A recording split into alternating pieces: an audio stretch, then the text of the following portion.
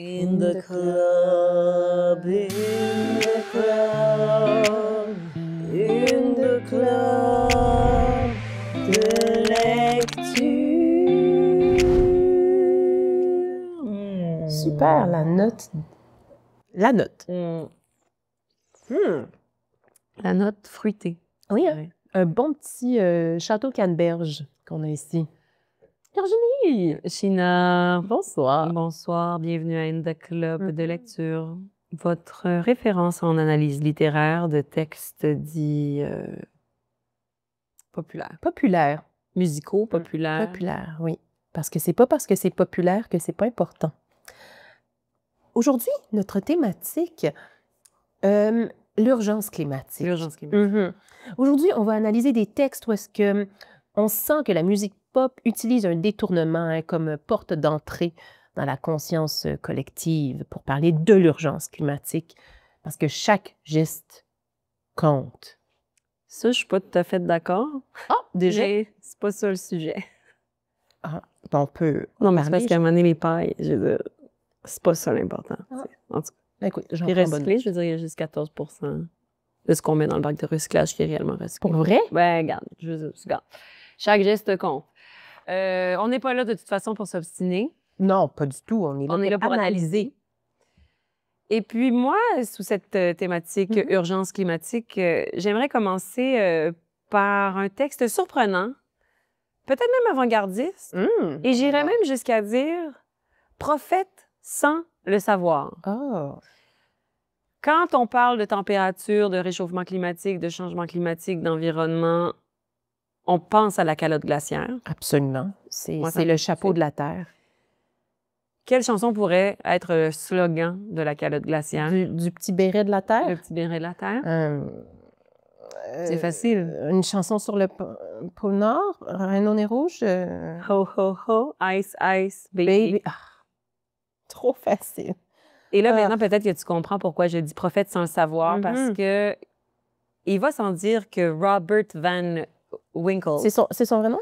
Robert Matthew Van Winkle, le vrai nom de Vanilla Ice, qui fait paraître en 1990 le succès Ice Ice Baby. Sans doute qu'on peut se douter que Robert Van Winkle n'est pas un militant environnementaliste à l'époque. Déjà en 1990, il y a sans doute certains groupes, micro-groupes qui sont là à crier que la planète s'en va foncer dans un mur de pétrole. Ouais. Mais Robert ne fait pas partie de ces gens-là. Il en fait partie sans le savoir, parce que je me suis penchée longuement sur le texte de Ice Ice Baby, et c'est rempli de peur, d'éco-anxiété, mais cachée. Parfois, souvent, les plus grands artistes vont livrer un message dans leur texte sans avoir voulu livrer ce message. Oui, c'est des portes-étendards qui ne savent pas eux-mêmes. Il y a parfois des symboles qui sont plus forts que les symboles qu'ils ont voulu réellement. Parce que, bon, on peut se dire que Ice Ice Baby, essentiellement, c'est simplement l'histoire d'un homme avec de grands pantalons qui adore traîner dans des belles voitures à Miami, mais je pense qu'il y a quand même plus que ça. Mais déjà, la répétition, hein? Ice, ice. Ice Ice Baby. Oui. Ice Ice Baby. Too cold, too cold. Ice Ice Baby. Comme pour nous rappeler que ça ne sera pas là tout le temps. Mais je veux qu'on commence par le début de la chanson qui, ma foi, Yo, VIP, let's kick it. On kick les VIP ou... Non. Ah. On kick notre mode de vie, les VIP. Ah! Parce que moi, ce que je pense que Robert ne sait pas qu'il est en train de dire là-dedans, c'est qu'il s'adresse aux VIP. Il s'adresse à qui? Au 1%. Il s'adresse au 1%. Le 1% qui a un mode de vie qui n'est pas sustainable, si je peux me permettre. C'est-à-dire que le 99% travaille à ce que le 1% puisse garder un mode de vie qui se veut néfaste pour la planète. Et sans le savoir, Robert Van Winkle, en commençant sa chanson, Yo, VIP, let's kick it. Kick it. Kick it out. Du revers. On sent. Let's kick it. Du revers de la main. OK, oui. La chanson Ice Ice Baby. On veut que le Ice Ice Baby revienne. On a besoin que la calotte glaciaire soit là. Let's kick it. Et là, Ice Bon. Et là, il va d'une phrase qui... Si les gens ne connaissent pas les paroles de Ice Ice Baby, ils connaissent Ice Ice Baby et ils connaissent All right, stop, collaborate and listen. Ouais. All right, stop, collaborate. OK, tout le monde, on arrête, on collabore, on écoute. Est-ce que c'est une sorte de We Are the World, mais pour l'environnement? Exactement. Et ce serait en fait, là, il aurait été capable de voir d'avance ce que les scientifiques nous diraient aujourd'hui. Qui est en train d'essayer de nous dire? Un prophète. On arrête. Ben, oui, exactement. Un prophète. Et comme la plupart des prophètes, ben, ils ne savaient pas. Ouais. Il a été traversé d'un message de Gaïa, j'imagine. Gaïa, passé à travers Robert Matthew Van Winkle, Vanilla Ice. Bon, c'est sûr qu'on n'a pas écouté. Là. Nous, on a simplement fait Ice Ice Baby, on s'est rendu compte de rien. Mais plus la chanson avance, plus on ne peut pas nier que c'est un réel message dans une bouteille pour les générations futures, pour dire il faut agir. Tu sais. Est-ce que j'aime, si tu me permets, là, il semble qu'il est joué entre le fond et la forme. Hein. Le fond, c'est très sérieux, il y a une urgence, mais dans la forme, tout d'un coup, il va de l'autre côté. Il played cool. Hein? Bien sûr. Et il est totalement cool. Mais ça, c'est une espèce de capacité qu'il a à rejoindre les foules. Pour parler aux foules, moi, on peut Greta Thunberg, je suis tellement d'accord avec son message, mais c'est sûr que les gens ont de la difficulté à l'écouter parce qu'elle a l'air tellement fâchée. Alors que lui, il a l'air festif. Il célèbre. Il s'en va faire le party à Miami et entre les lignes, sous-jacent au texte, sous-jacent au party, il faut agir. Cooking MCs... Oh, pardon. Mais je me demande, est-ce qu'il nous donne des clés pour agir, poser des gestes concrets? Sans qu'il nous donne exactement les clés, sans qu'il soit un messager pour nous aider à changer nos habitudes, il semble quand même alarmiste parce que il parle de cooking MCs like a pound of bacon. Oh! Comme si, soudainement, les rappeurs allaient cuire comme des kilos de bacon.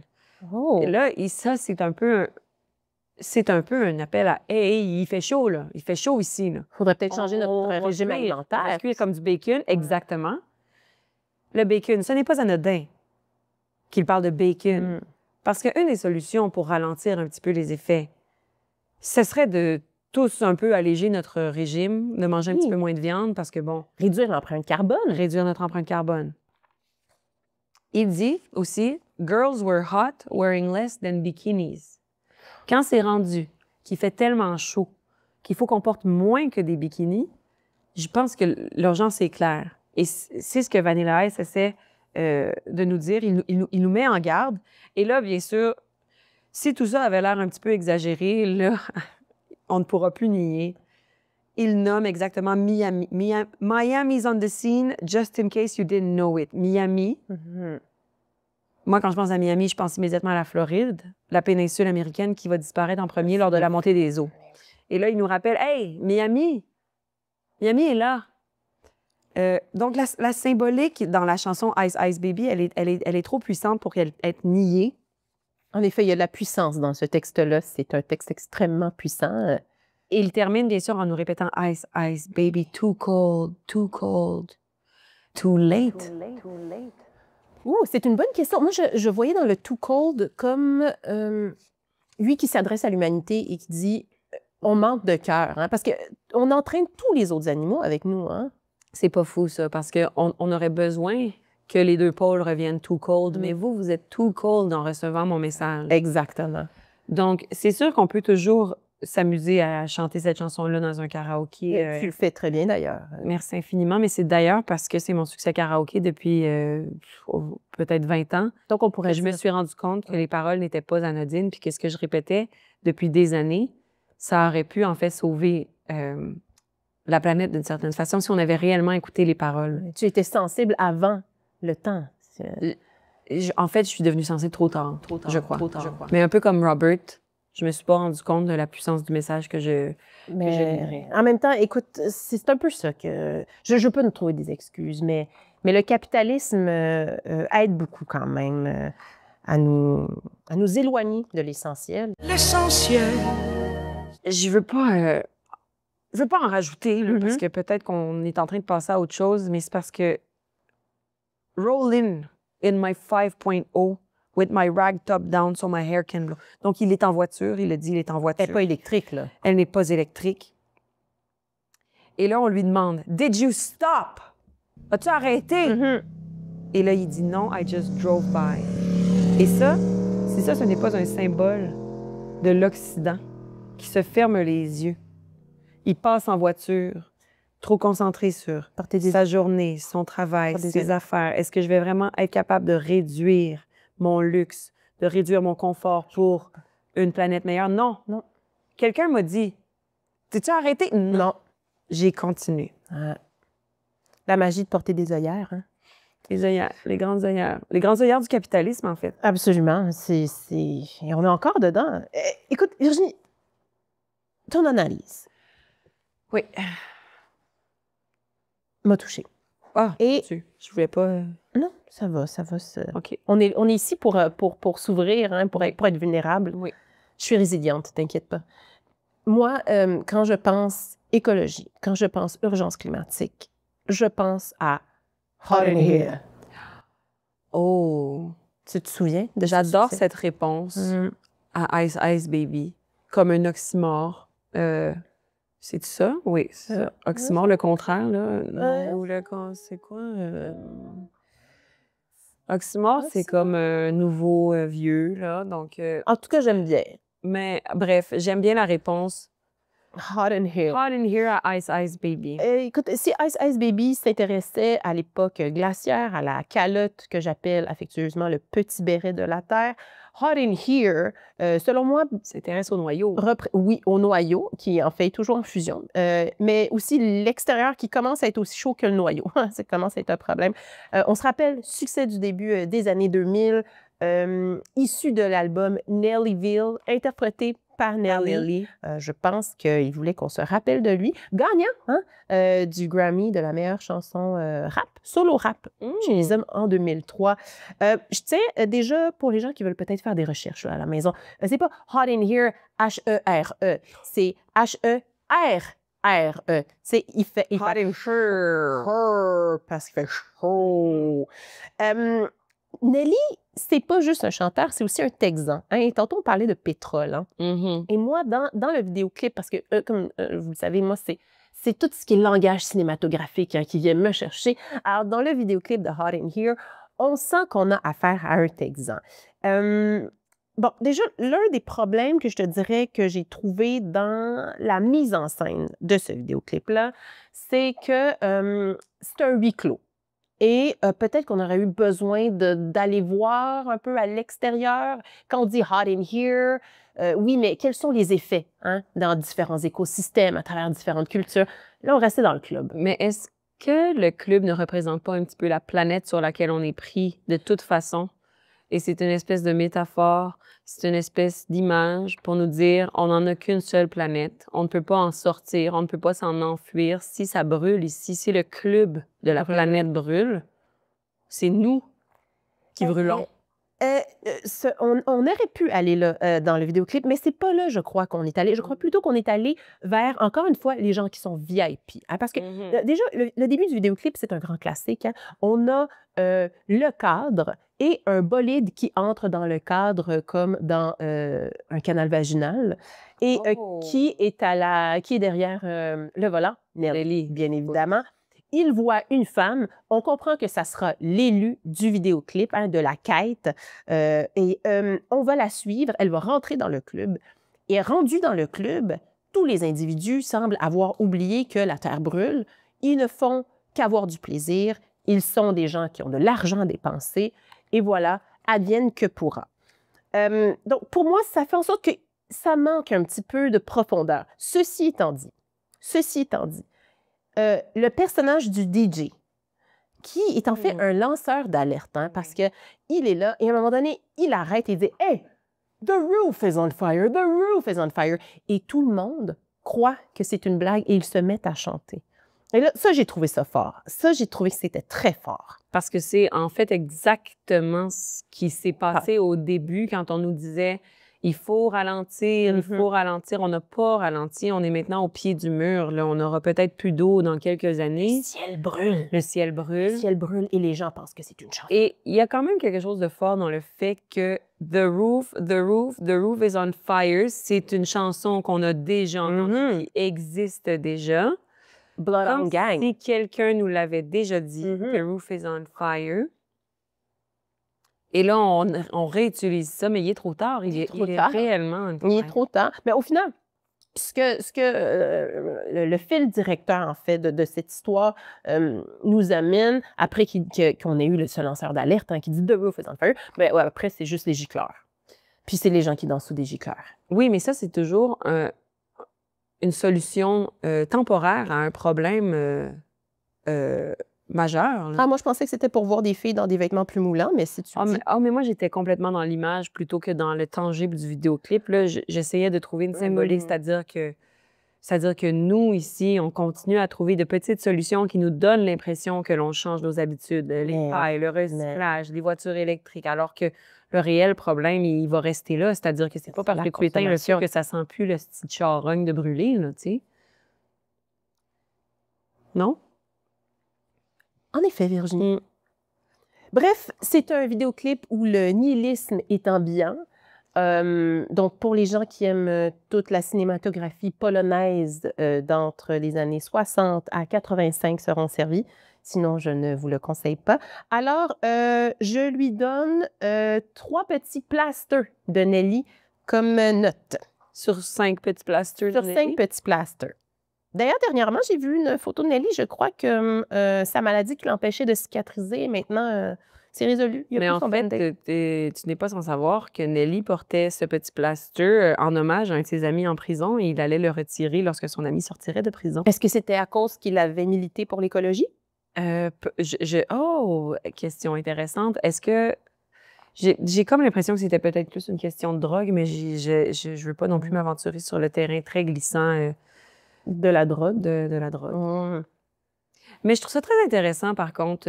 Moi, je ne déteste pas que les gens continuent de faire la fête alors que ça brûle, parce que ce n'est pas sans rappeler les musiciens qui ont continué de jouer sur le Titanic. Par contre, pour eux, il était vraiment trop tard. Il n'y avait rien à faire. C'est pas comme s'ils pouvaient réparer le bateau ou quelque chose comme ça. Non. Nous, on peut encore réparer la terre. Virginie, j'enchaînerai avec une autre ode à la prise de conscience. Mais pourquoi pas? C'est pour ça qu'on est ici. Virginie, te rappelles-tu de la chanson Temperature de Sean Paul? Bien sûr que je m'en rappelle. Une autre chanson du début des années 2000. Je dirais, attachez votre petit béret parce que ce vidéoclip, c'est comme si Météo Média décidait de se lancer dans la production. C'est un beau vidéoclip. Sincèrement, j'ai passé un bon moment, un bon 3 minutes 40. Oh, 3 minutes 40. À mon souvenir, mais des fois, il y a les extended versions. C'est d'une beauté. Sincèrement, c'est une vidéo qui se déroule sur 4 saisons. Un petit clin d'œil à Vivaldi. Et c'est une histoire où est-ce qu'on sent qu'après avoir passé à travers ces saisons-là, finalement, tout ça déboule sur une planète décimée qui a peut-être passé à travers la Troisième Guerre mondiale, où la consanguinité est peut-être même revenue au bout du jour. On ne saurait le dire. C'est pas explicite, hein? C'est là la finesse du scénario. Ce n'est pas explicite. Et le tout se termine dans un bunker suite à un conflit post-apocalyptique et les gens règlent leurs différends à l'aide de la danse. Wow! Donc, dans ce cas-ci, la danse n'est pas un échappatoire. Là. La danse, c'est vraiment nous sert d'adjuvant à régler les conflits entre humains. Et ça incarne l'impuissance que vivent ces gens-là qui sont obligés de survivre, en fait, après qu'on leur ait léché une planète invivable. Chez Sean Paul, on sent que la danse, la fête, ce n'est pas pour sauver, ce n'est pas pour regarder ailleurs des problèmes. On sent que c'est le dernier recours. Oui, Tandis que chez Nelly, on sent qu'il y a un évitement, on sent que... Ah ben c'est constant que chez Nelly, dans le fond, on est à la surface. Sean Paul est un homme qui va en profondeur, hein, en profondeur. Et d'ailleurs, pour moi, ce qui démontre vraiment la finesse hein, de la caméra qui a fait ce vidéoclip-là, c'est un personnage. Un personnage qu'on ne voit que durant 2 plans, hein, mais qui est d'une force, vraiment, d'une puissance en peu de mots. Et c'est le personnage du bonhomme de neige. Oui, et il s'exprime en peu de mots. À vrai dire, il ne fait que « oh oh ». Mais le bonhomme de neige, en même temps, il est la première victime des changements de température. Exactement. Première population touchée par le réchauffement climatique. Hein? Oui. Ouais. Et au Canada, on a une énorme population de bonhommes de neige. Oui, c'est vrai. Oui. Et c'est la première population qui va être appelée à disparaître. Ben, d'ailleurs, le bonhomme carnaval, qui est le porte-étendard là, des bonhommes de neige, je crois qu'il s'est adressé il n'y a pas longtemps à la population hein, pour dire que c'était en déclin. On parle des caribous, on parle des chevreuils, mais qui parle des bonhommes de neige? Hein? Puis ce qui est ironique, c'est que la personne à l'intérieur du bonhomme carnaval doit avoir tellement chaud. En effet. C'est fou quand même que Sean Paul décide de mettre son vidéoclip en scène sur 4 saisons, puisque 4 saisons sont appelées à disparaître et devenir une seule saison. Oui. Celle des eaux, de la noyade, du déclin. De la disparition. Donc, voilà, écoutez, ce vidéoclip-là m'a touchée. D'autres petits clins d'œil aux bourgeons, à un moment donné dans le vidéoclip, qui n'ouvrent pas, ils ne savent pas, est-ce qu'on doit s'ouvrir ou pas, et où est-ce qu'on est rendu? C'est exactement ce qui est en train de se passer aujourd'hui. On a les printemps au mois de février, on a les hivers, on les a plus. Non, sincèrement, on les a un mardi de janvier de temps en temps. Et Sean Paul était vraiment un réel prophète, lui aussi. Oui, c'est des gens qui essaient de nous toucher, qui se disent, écoutez, quand les scientifiques vous parlent, vous écoutez pas, ben on va essayer de vous entertainer avec un fond qui est sérieux, mais dans une forme qui fera en sorte que vous êtes peut-être un peu plus ouvert au message. Finalement, non, les gens ne s'intéressent qu'au premier degré. Là, c'est drôle parce qu'on navigue beaucoup dans des artistes, encore une fois, de renommée mondiale, qui sont allés plus dans l'image pour nous avertir d'une catastrophe. Mais moi, j'ai envie qu'on se promène au Québec. Et qu'on ouvre la grande porte de la section panier bleu de In the Club de lecture. Parce que s'il y a quelqu'un qui a voulu nous dire que c'était catastrophique la situation de l'environnement, dans une chanson qui ne pouvait être plus frontale à ce niveau-là, ben c'est Marie-Chantal Toupin. Marie-Chantal Toupin. On se rappelle tous de son album Maudit bordel et de sa chanson éponyme Maudit bordel. Mais c'est intéressant parce que Marie-Chantal a déjà travaillé dans la climatisation. Et ça, ce n'est pas une blague, hein? Ça, et c'est peut-être exactement là qu'elle s'est rendue compte, l'absurdité de refroidir l'intérieur des maisons l'été pour le réchauffer l'hiver. Puis elle s'est dit, c'est sûr que ça ne peut pas fonctionner. C'est quoi ce maudit bordel? Marie-Chantal qui... ben en fait, je vais vous interpréter peut-être une partie de la chanson pour vous rappeler ce qu'elle nous disait en 2003, Marie-Chantal Toupin. Marie-Chantal Toupin, d'ailleurs, qui est notre rockeuse post-Marjo. Oui, elle a pris les petits pas tracés par Marjo, puis elle est arrivée dedans en talons hauts et elle ne s'est pas gênée. Donc, beaucoup de nominations à la disque, album rock. Elle n'a jamais gagné, par contre. C'est étonnant. Ben oui, c'est très étonnant. Alors, donc, l'album s'appelle Maudit bordel, la chanson s'appelle Maudit bordel. Je vous en interprète librement un extrait. Quand j'ouvre les yeux, que je regarde tout autour, j'ai juste envie de refermer. Juste envie de faire l'amour. Je me dis qu'on va se réveiller au beau milieu du cauchemar, que la lumière va s'allumer. Un jour, mais il sera trop tard. J'ai pas envie de me lever, de prendre conscience à mon tour. J'ai juste envie de me recoucher pour pas voir ce qui m'entoure. Bon. On sent le déni. On sent le désir de déni. On sent que c'est trop difficile pour Marie-Chantal de regarder ce qu'on a fait autour. Elle veut retourner à ses habitudes, faire l'amour, se recoucher. Ces affaires-là. C'est l'habitude de nouveaux couples, ça. Oui. Bien, à l'époque, elle était toujours en couple avec son gérant, dont j'oublie... Monsieur Gérant. C'est important de savoir aussi que Marie-Chantal a fait un vidéoclip avec cette chanson-là qui s'appelle « Maudit bordel » et on a savamment choisi des lieux qui nous semblaient un petit peu post-apocalyptiques. Encore une fois, hein? Apocalypse. Hein? C'est sombre, c'est triste. On est même allé sur un lieu possiblement responsable des changements climatiques. On reconnaît ici là, les raffineries dans l'est de l'île. Là, ça me semble être dans le bout de Pointe-aux-Trembles, là, ça. Quand on prend la 40, Marie-Chantal est allée au cœur même du problème. Elle est comme une lumière, hein? On le voit, hein? Elle est lumineuse. Elle est lumineuse à travers la pollution. Elle nous dit... Mais dis-moi, où est-ce qu'on s'en va? Mais en effet, Où est-ce que ça va nous mener? On ne veut plus faire d'enfants. On s'aime plus, on fait semblant. Quand est-ce qu'on va s'arrêter pour prendre le temps de se dire que toute la planète est en train de mourir? On prend la Terre pour une poubelle. Maudit bordel.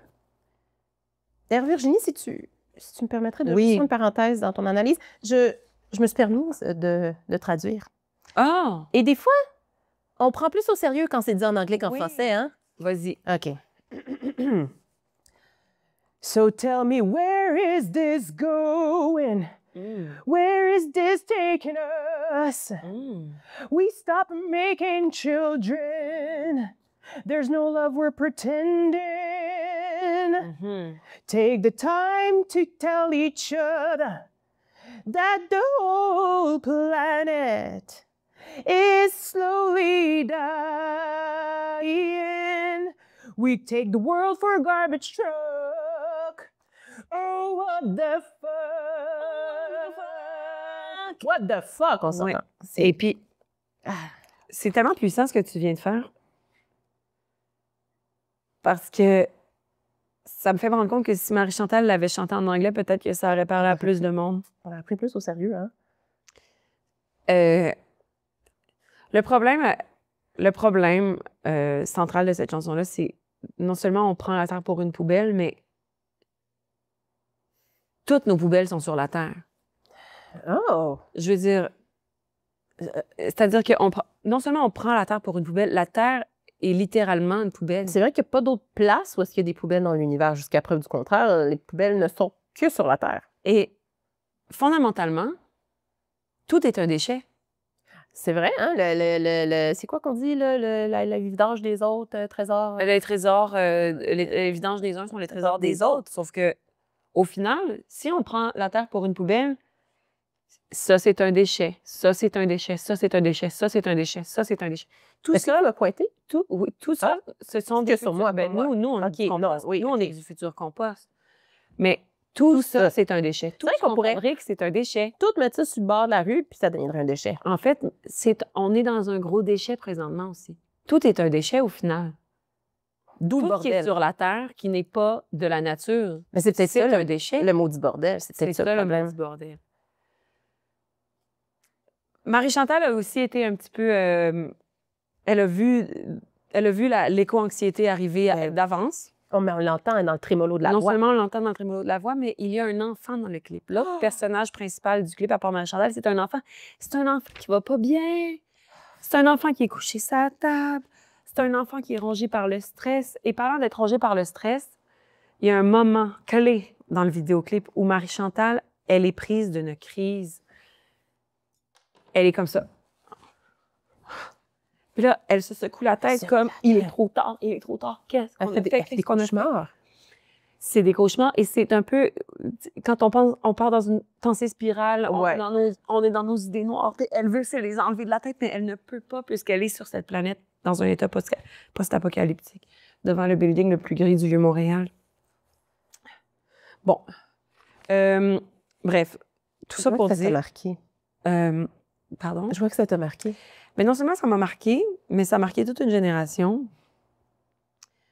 Je continue avec les paroles qui frappent de Marie-Chantal. J'ai fini par plus voir que d'autres à côté de moi, on peut rien à manger, on peut même plus baiser sans avoir à se protéger. On sent, par contre, que Marie-Chantal, dans toute l'urgence climatique, elle a quand même envie de se faire soigner. Elle se plaint, là. Elle a envie de faire l'amour.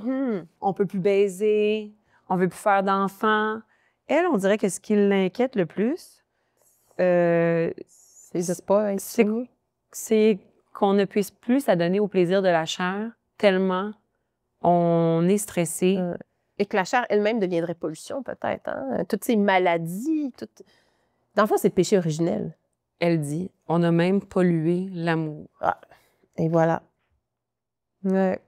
On a pollué l'amour. On a tout pollué. Donc, je comprends pas pourquoi Marie-Chantal, qu'on ne la voit presque plus aujourd'hui. Ben peut-être qu'elle est allée puisqu'elle était ramasser des déchets. Oui, des plages. Tu sais, des gens qui vont sur la plage. Non, mais parce qu'elle me semblait d'avance sur son temps, parce que c'est en 2003, c'est très rare les œuvres qui parlent de façon aussi frontale le changement climatique. Certains diront peut-être que c'est parce que, bon, Marie-Chantal, elle attirait le regard avec ses attributs. Ah, encore une fois, bien sûr. La Jézabel. Mais moi, ce que je me dis, tant qu'à attirer le regard, pourquoi pas utiliser ce regard-là pour dire des choses importantes? Sur des sujets chauds. Et puis Marie-Chantal, elle a dit qu'il faut faire attention à la planète et qu'on peut sortir en chum de filles avec des jeans serrés. C'est vrai. Puis ça, c'est pas deux messages importants de la littérature québécoise. D'ailleurs, pourquoi Recyc Québec a jamais pris Maudit bordel comme chanson pour faire la promotion?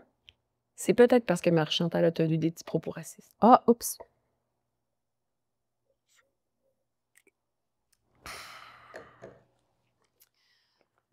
On parle d'environnement, puis je regarde les feuilles dans mes mains, puis je me dis... tout ça.